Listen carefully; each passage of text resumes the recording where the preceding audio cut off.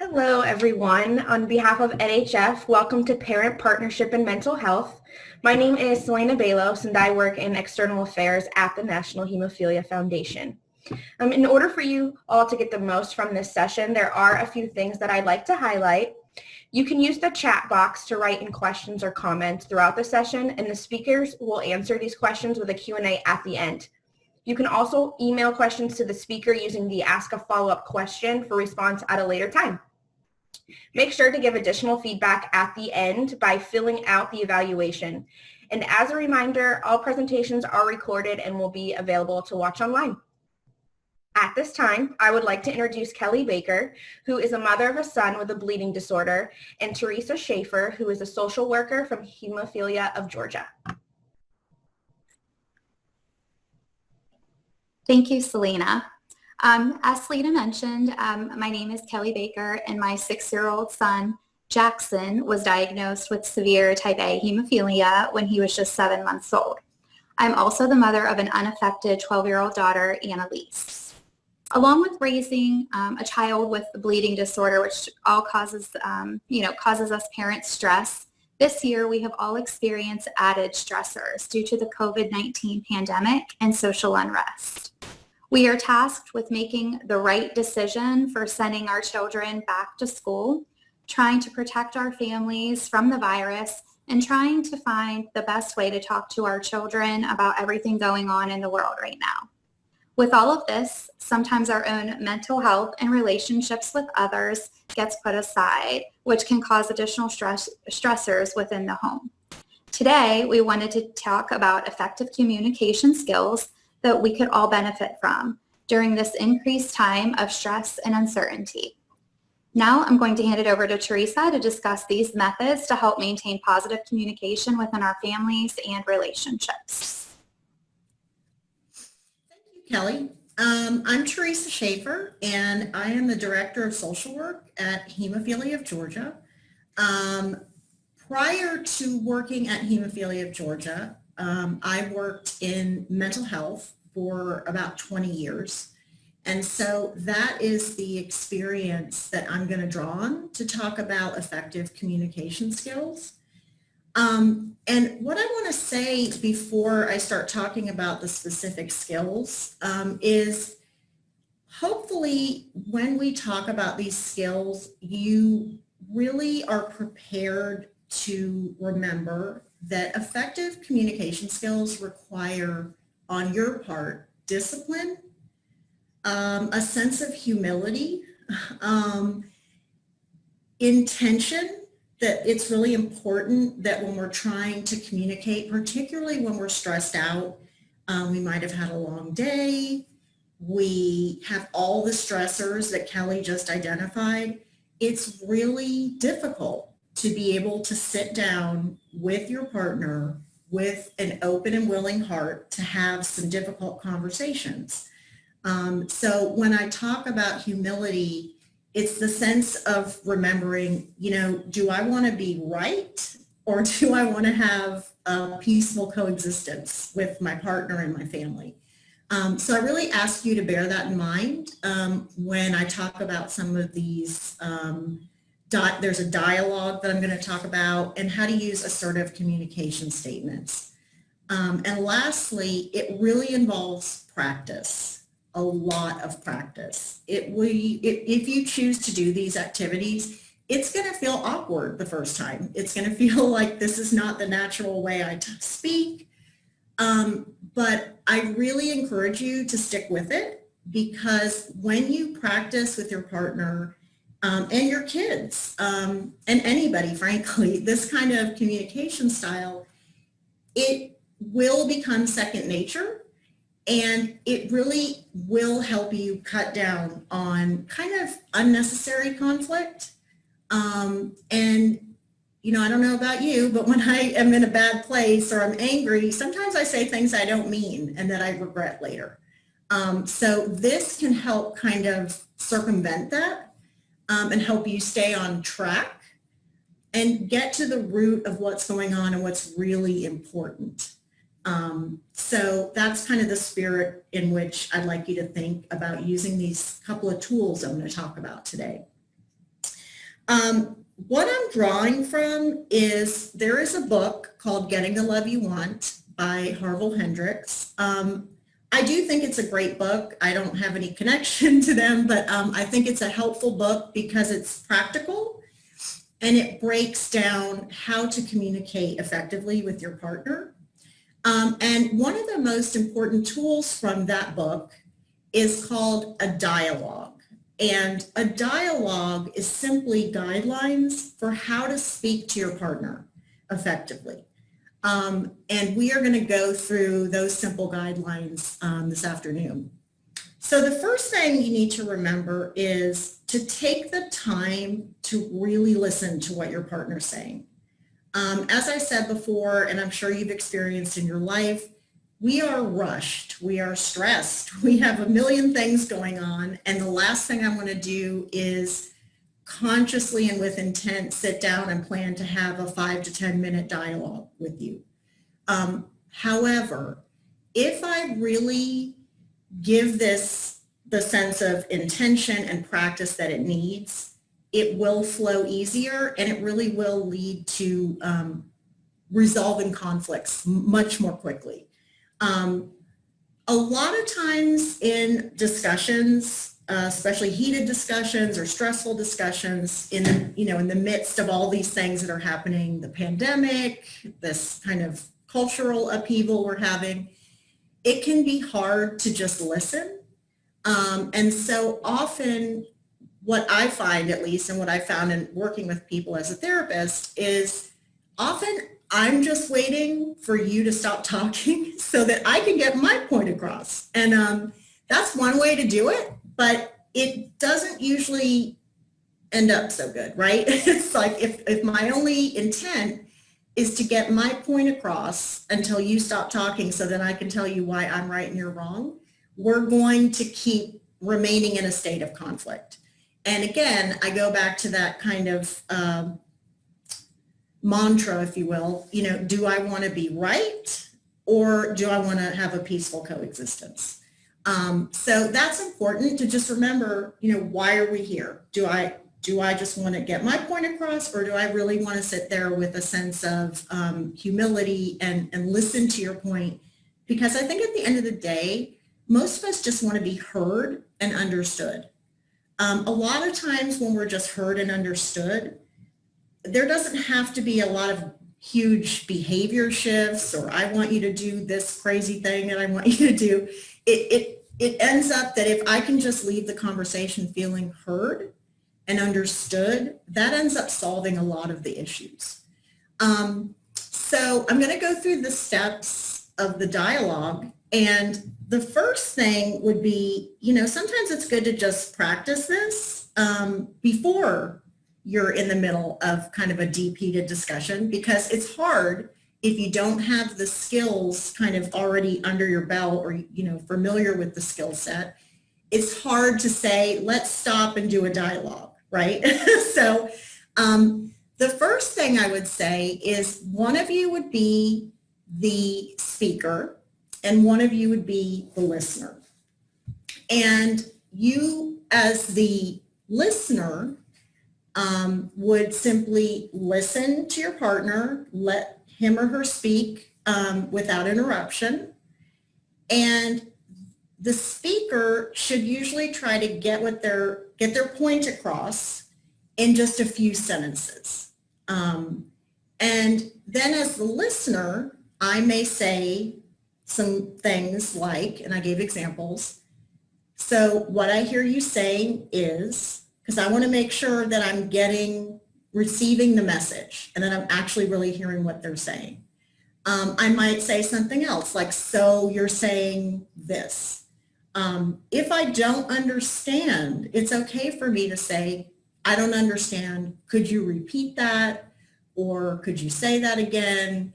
Or I got this part, but I didn't get this part. So it is going to be, some give and take back and forth, but the point of the dialogue is one person is the focus as the speaker and the other is the listener. So we're just going to focus on what the speaker brought up as the issue. I, as the listener, am not going to start interjecting my side of the the street, so to speak. Okay. So the next thing that happens is I'm going to validate what my partner is saying. And we're going to do an example in a minute. But so the validation might be, oh, that makes sense to me that you would do that. Or, oh, I can see where I could have done this different. So again, I'm listening, I'm making sure that I receive the message, and then I'm going to validate my partner's experience. That does not mean I have to agree with it. It doesn't mean that it has to make 100% sense to me. But what's important is my partner feels heard and that what he or she is saying to me is important.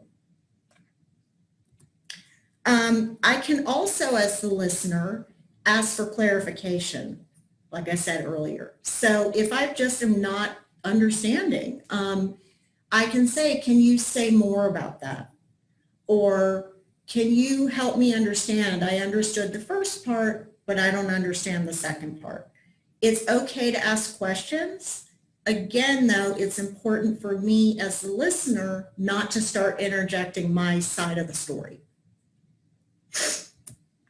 And then finally, I'm going to kind of come full circle with the listening, the clarifying, the empathizing. And so empathizing is trying to put myself in my partner's shoes. Again, I don't have to completely agree with my partner. I don't have to completely understand, but I need to understand this is important to my partner, and therefore it needs to be important to me. So at the end, tying it all together might be, I imagine you're feeling this way when I do this. Do I have it? Or I might say, is that how you're feeling? I would imagine, or I'll bet you're feeling angry about that. Is that how you feel?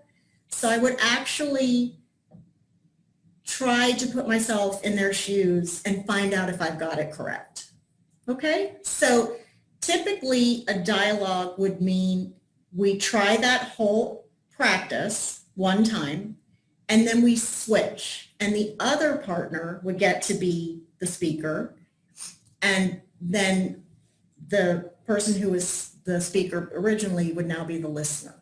So then you try it from their point of view. And as I said, it would be helpful. I would recommend that you try it first when you're not in the middle of any kind of argument or heated discussion, but do bring up a real issue and just get used to doing it. And then hopefully when something is really going on, you can remember, oh, we tried that dialogue. Maybe we could try it now.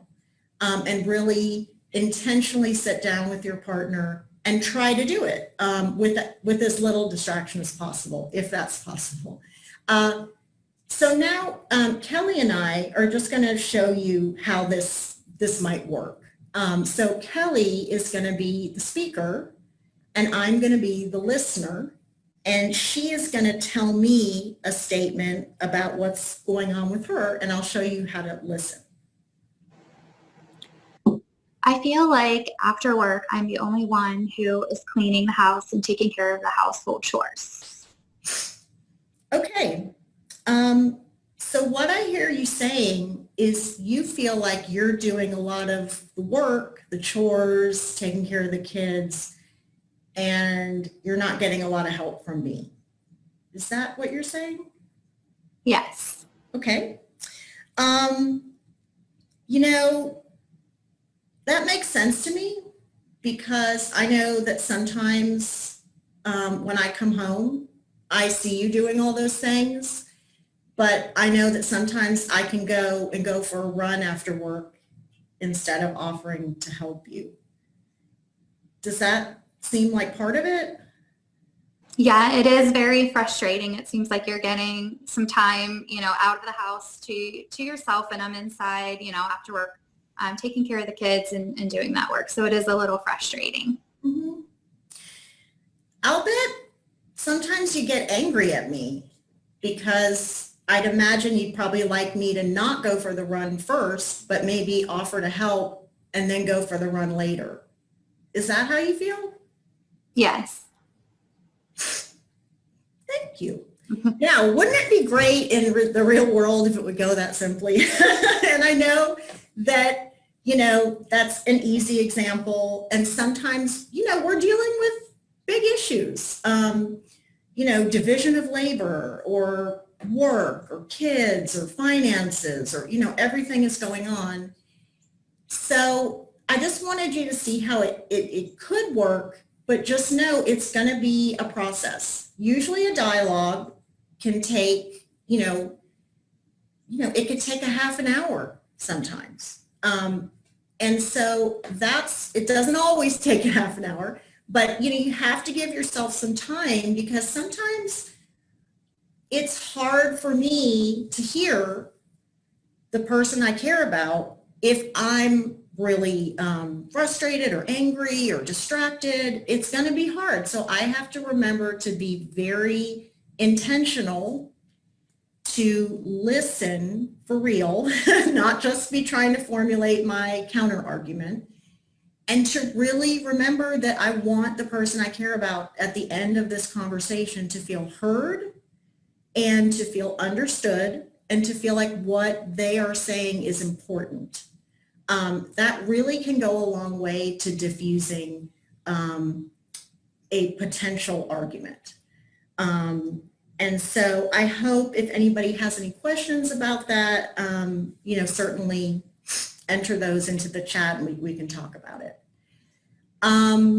Okay, the next thing I'm going to talk about is a different skill, and this one is called assertive communication. And this one you can actually use with the dialogue or just on its own. And I think this is a really important skill that it could benefit all of your relationships. I know that Kelly and I actually talked about this, and she says she's even used it in her work. So it doesn't have to be just your partner or your kids. It can be with your friends, your family, your job, wherever you have communication with people. And what it does is it really, again, helps me remember, to focus on myself. It's very easy for me to keep the focus on you and what you could be doing different and why I don't like the things you do. But that is a real way to keep conflict going, because when I do that, I'm just focusing on blaming you, on talking about what's wrong in my perception with you. And the person I'm speaking to is going to be really defensive. They're going to be defensive. They might get irritated. They might get angry. They might close down and they don't want to hear what I have to say. And again, that goes back to, do I want to be right or do I want to have a peaceful coexistence? And at the end of the day, I'd rather have a peaceful coexistence, right? Especially if it's my family member that I'm going to have to, we got to live together. We got to get along. So the assertive communication piece is really, again, this involves a lot of practice, is using I statements to put the focus on my feelings rather than putting blame on somebody else. The other thing is I might talk about an action or behavior that you've done, but I'm not judging it or blaming it. I'm just observing it and kind of more objectively, matter-of-factly telling you what the behavior is that creates feelings in me. Maybe it's just I want you to know. Maybe I'm asking you to make a change. Maybe I'm asking us to make a change as a couple, but it's without judgment and blame. And then the third part is specifically asking for what I need. And that is important, that in a relationship, any kind of relationship, we have needs. And our needs are important. They're different. And again, like the dialogue, I don't have to agree with my partner's needs. I might not have the same needs, but I do need to respect their needs and show them that I understand that these needs are important to them. So that's really the purpose of the assertive communication. And the statement is where that begins.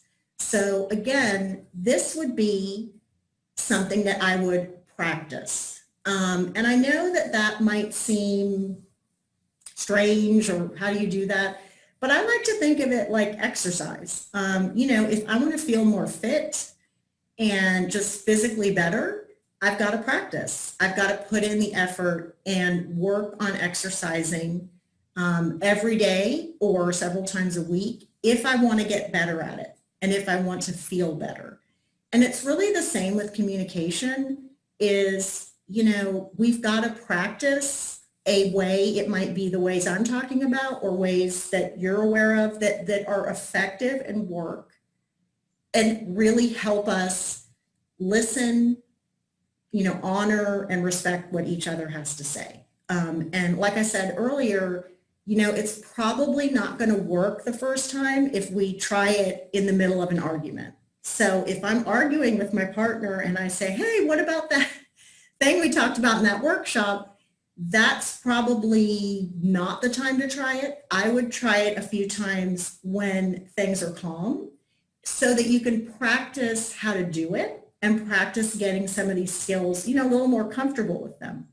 And that's just going to be progress, not perfection. Nobody does this perfect. At least you're making the effort and at least you're getting better at listening and validating and empathizing with each other. So an example of an assertive statement, and again, this might feel awkward at first, but the more you do it, the better you'll get at it, would be, I feel a certain emotion when you do this. And again, when I'm telling my partner the behavior, I'm not saying when you do that stupid thing you do, or I hate when you do this. Because again, that's not productive. It's just going to lead to defensiveness on my partner's part. So it's more I'll show you, we'll talk about it in the example, but it's more concrete, just objective, non-judging observation. And then what I prefer or what I want or what I need is this. So the example I gave, I feel ignored. So that's my emotion, ignored. When you come home from work and play with the kids before you say hello to me. So again, I'm not judging what my partner does, but I'm just noting this is what you do. And maybe I would say, I really would prefer, or I need, or I want, if when you come home, you could say hi and we could talk about our day and then you could play with the kids. That way I'm being really clear. Hopefully it's being heard as a non-judging statement and my partner walks away with a solution, right? So I'm offering, this is what I really prefer that you do. And it has to be something, that I know my partner could actually do. We have to be realistic about what we can expect other people to do. And it seems realistic to say, could you say hello to me first and then play with the kids?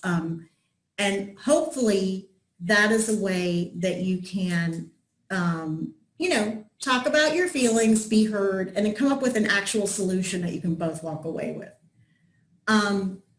Like the dialogue, I think it's important, again, I know I've said this, but practice, practice, practice. Please don't, if you decide to do this, great, but please remember that you've got to practice it and you'll get better at it the more you do it. All right, so now I'm going to talk about mental and emotional health. Especially during this pandemic, we are all in the same boat. These are unprecedented times. We are having to think about things and do things that we never imagined we'd be doing. So one of the really important things to remember is self-care. And when I talk about self-care, I think some of the first things I think about are just the basics. my eating, my sleeping, my exercise. I need to be, eating regular meals that are healthy and nutritious and give me energy and fuel.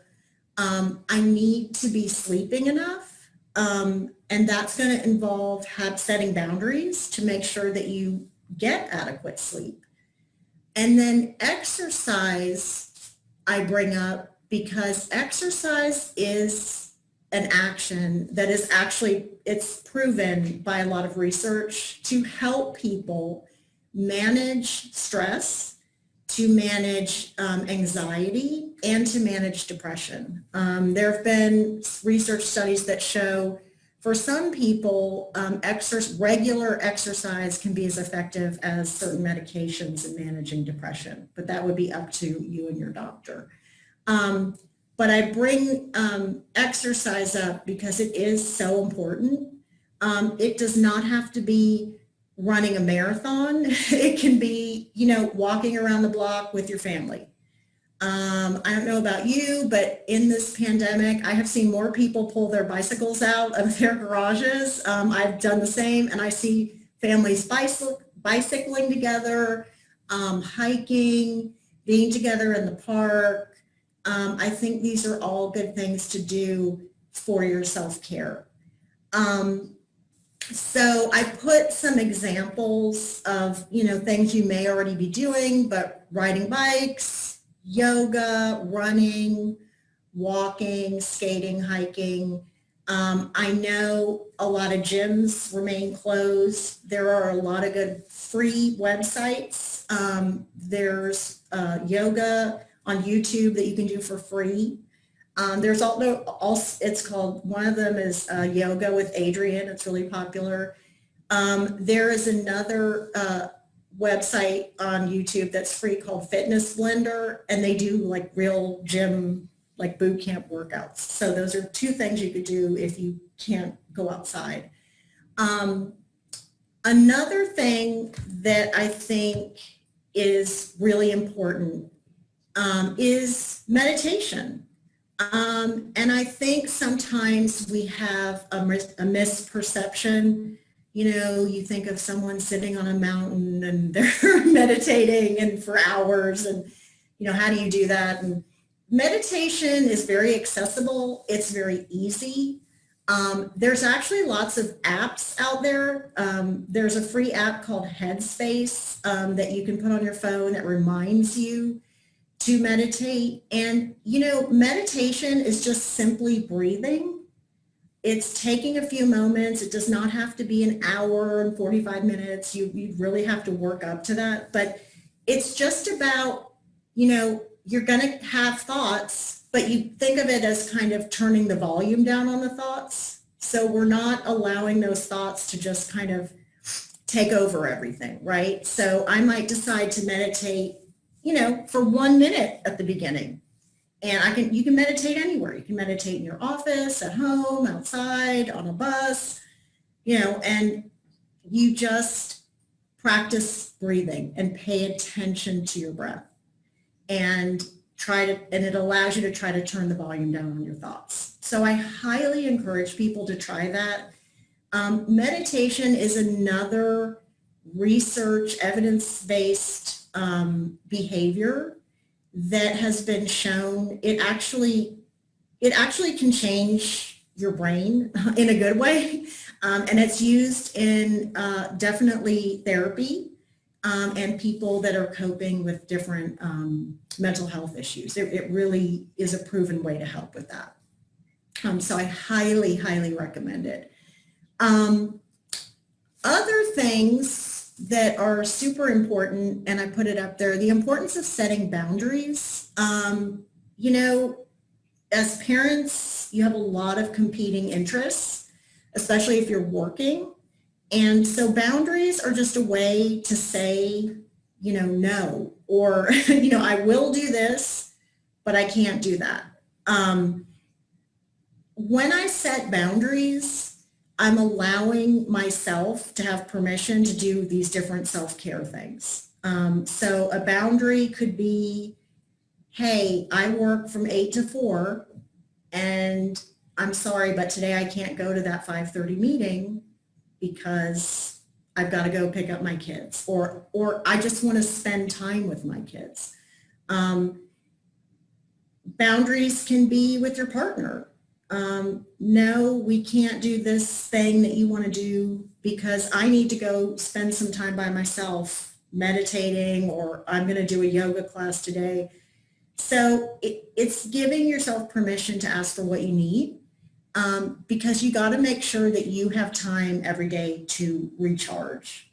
When we don't take that time to recharge, that's where we end up kind of making decisions, when you're really running low on energy, on fuel, on patience, and we don't make good decisions when we're in those spaces.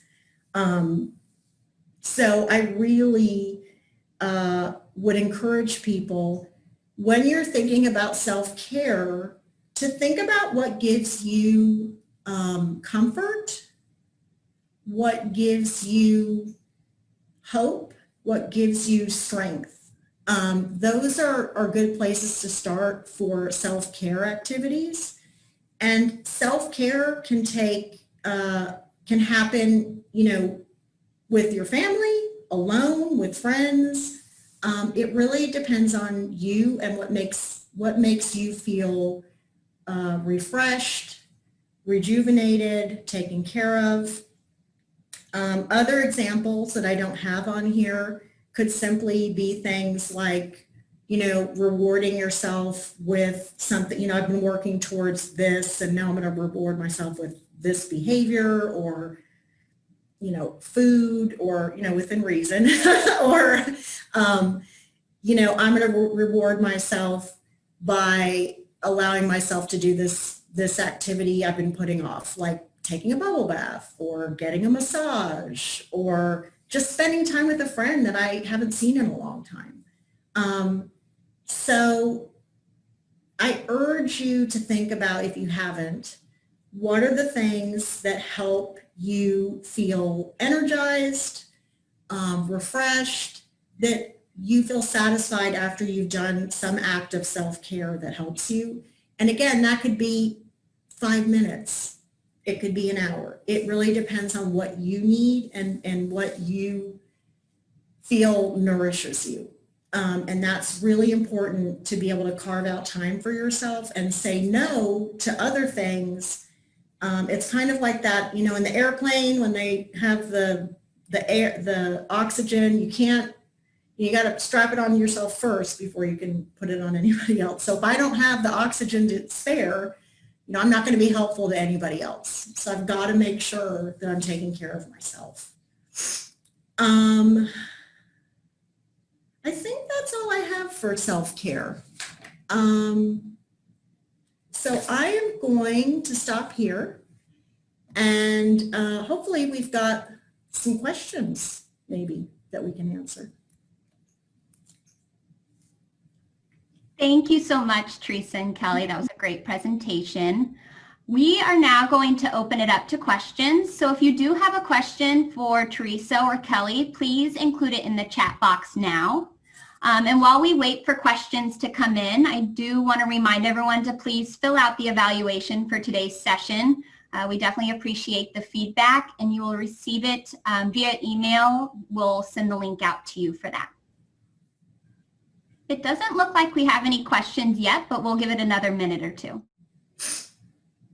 I forgot, there was one more self-care thing that I forgot about that I think is important. Saying no to media, whether that's the TV, radio, social media. I think it's so much a part of our lives that we forget. We could delete apps. I can not watch the TV mindlessly while I'm on my phone. If you haven't tried it, it's called a media diet, and you just don't engage. I don't watch TV for 48 hours and just see how it feels. It opens up space that maybe I can do something else that I haven't been doing that I enjoy, like reading a book or going out with my family. That's a good self-care thing too. Awesome. We did have one question come in. What would be the simplest way to start a conversation with your partner without any tension? Mhm. I think that's a really good question. And you know, sometimes if I have a specific issue that I want to bring up, I need to remember to be respectful of my partner's time. So I think a really good thing to do is to say, hey, I've got something I'd like to talk to you about. Can we schedule a time to talk about it?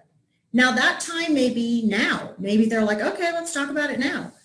But your partner has to be ready to have a conversation, right? So if they're in the middle of something, but you want to schedule, you know, I would say, hey, can we schedule a time? I've got something important that I want to talk to you about. That's probably where I'd start first. And then that way you can both meet and talk, and you're ready to talk about it instead of just kind of being a surprise or random. Another question we had come through is anxiety is a big issue with kids, especially when you think about school. How can parents help them? Kelly, do you have anything you want to say about that before I jump in? Sure. I can kind of share some, a personal experience that happened this summer. Actually, my kids were out of school from the middle of March, and maintained through the end of the year. And Jackson, only being 6, he doesn't quite understand everything. We try to communicate with him what's going on. There are people who are sick, and we want to try to protect our family and him and just other family members.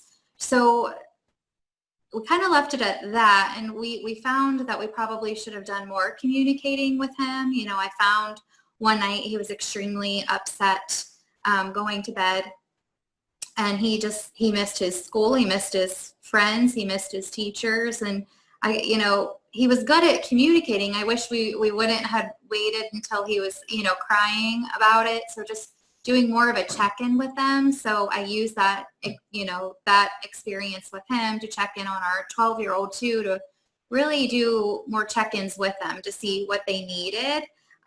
With them, it was both, getting back to some regular activities, more FaceTime with some of their friends in person, on the phone through FaceTime and things of that sort. But even with going back to school, I found my husband and I were deciding for them.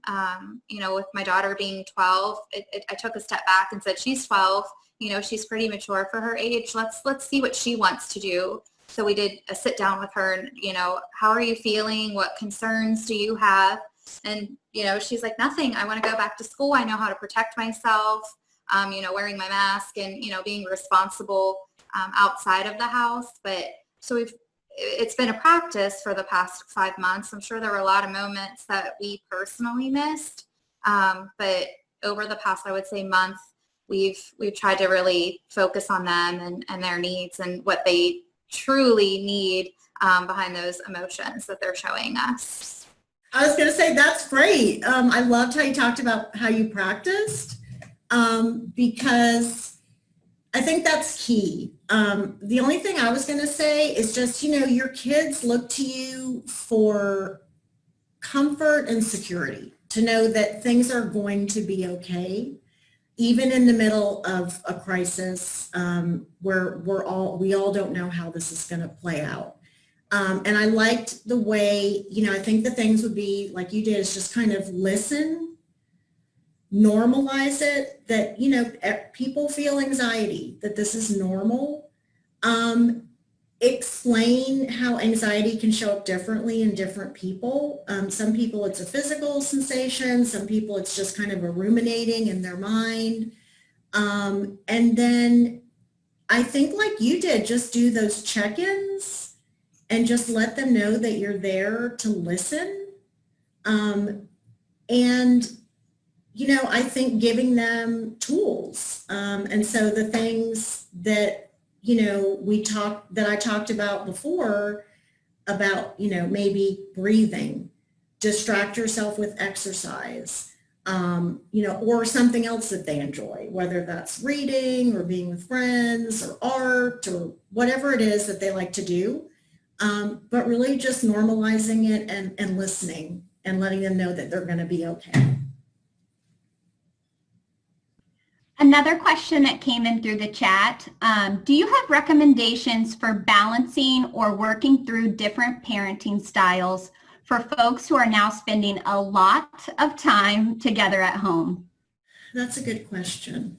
I think and Kelly, you can tell me what you think, but I think that I really think the listening and negotiating using just some of the tools I talked about, like scheduling a time to have that discussion, listening to your partner and how they are framing how they want to parent or why they would want to handle a certain situation a particular way, and just really listening, validating, empathizing, but then also at the end of the day, there's got to be a compromise. It can't just be, this is the way we're going to do it, or it has to be a blended compromise, a shared decision. And I think it's, especially with parenting, and one of you may have to be the voice of the child.